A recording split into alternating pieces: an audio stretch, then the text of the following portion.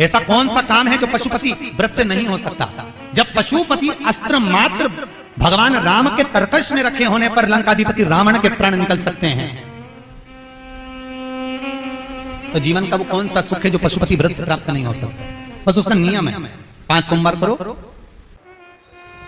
बीच में अगर तुम्हारा कोई काम अड़ गया, रजोधर्म आ गया, कोई व्रत तुम्हारा पड़ गया, छठ पड़ गई, तीज पड़ गई, चतुर्थी पड़ गई, एकादशी पड़ गई, या तुम कोई व्रत करते हो वो उस दिन पड़ गया, तो उस व्रत को छोड़कर अगले व्रत को गिना जाता।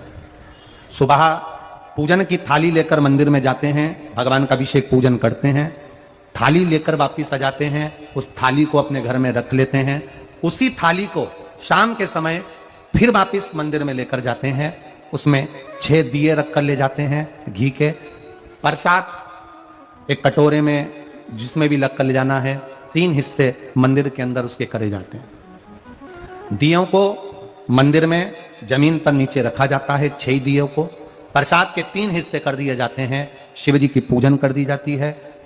पूजन कर कर प्रसाद के 2 हिस्से मंदिर में रख दिए जाते हैं, जो कागज ले गए, दोने ले गए, पात्र ले गए, उसमें 2 हिस्से वहीं छोड़ दिए जाते हैं, 1 हिस्सा थाली में रख लिया जाता है। 5 दिए जो जलाए हैं वो वहीं रखे रहने दो, 1 दिया जमीन पर से वापिस उठा लो, जिसको जलाया नहीं है उसको थाली में रख लो।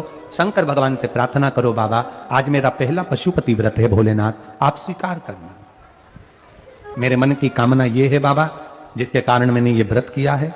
व्रत का बोलकर, दिया लेकर, प्रसाद का 1 हिस्सा लेकर, थाली लेकर वापिस अपने घर पर आओ। घर के दरवाजे में जब अंदर प्रवेश करो, सीधे हाथ की ओर बाहर घर के बैठ जाओ, घर की ओर मुख करो और सीधे हाथ की ओर बैठकर घर की ओर मुख कर कर वहीं पर 6ठे नंबर का जो दिया लेकर आई हो उसको जला लो। बाबा से यहाँ प्रार्थना कर लो, भोलेनाथ मेरा कार्य ये है, इसको सफल करना। घर में प्रवेश कर जाओ। भोजन करते समय सबसे पहले जो प्रसाद का 1 हिस्सा तुम मंदिर से लाई हो, पहले उसको भोजन के समय पर पहले उसको खाओ, इसके बाद फिर भोजन करो। अपने प्रसाद के हिस्से में से किसी को प्रसाद नहीं देना। प्रसाद भगवान के मंदिर में जब बनाकर लेकर जाओ, कढ़ैया में, भगोनी में उतना ही प्रसाद बनाना जितना प्रसाद मंदिर जाएगा। आप 1 कटोरा भरकर ले गए और थोड़ा सा कढ़ैया में छोड़ दिया तो आपका व्रत सफल नहीं हो पाएगा। प्रसाद उतना ही बनाना, अगर ज्यादा बना है तो ज्यादा ले जाना पड़ेगा, कम बना है कम ले जाना पड़ेगा। प्रसाद कढ़ैया में, पात्र में छूटना नहीं चाहिए। जो शंकर जी के लिए बनाया है तुमने उतना की उतना पूरा लेकर जाना पड़ेगा। ये नहीं कि मैं बच्चों के लिए थोड़ा बना के छोड़ जाऊं, बच्चों के लिए थोड़ा घर वालों के लिए बनाकर छोड़ जाऊं, ना, जितना बनाया सारा लेकर जाना पड़ेगा। इसलिए उतना बनाओ जितना तुम्हें मंदिर में ले जाना।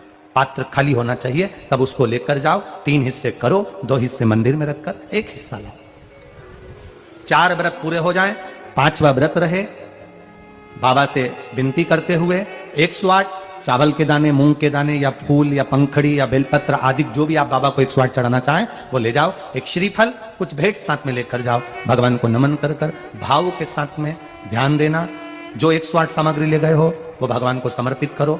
नारियल और भेंट 11 रुपए, 21 रुपए, 51 रुपए जो भी तुम लेकर गए हो, वो जो जलाधारी है, जलाधारी का मतलब होता है ये जहां पर शिव जी का शिवलिंग रखा है, ये जलाधारी, ये जल, नारियल भेंट इस जलाधारी पर कभी नहीं रखना चाहिए। जो नारियल भेंट जलाधारी पर रखते हैं उनकी भी कामना पूर्ण नहीं होती। ये नारियल भेंट या जो भी फल है, फ्रूट्स है, वो जलाधारी पर नहीं, जमीन पर रखो। और इस जलाधारी पर जहां भगवान शंकर का शिवलिंग रखा है, गोल जला देते हैं, जलाकर दीप रख देते हैं। 6ठा 5वां व्रत भी ऐसे ही करो और बाबा से विनय करो, पशुपतिनाथ से विनती करो। पशुपति व्रत एक ऐसे व्रत हैं जो नारी, पुरुष, बच्चा, बूढ़ा जो करता है उसकी मनोकामना भोलेनाथ पूर्ण जरूर करते हैं, ये निश्चित।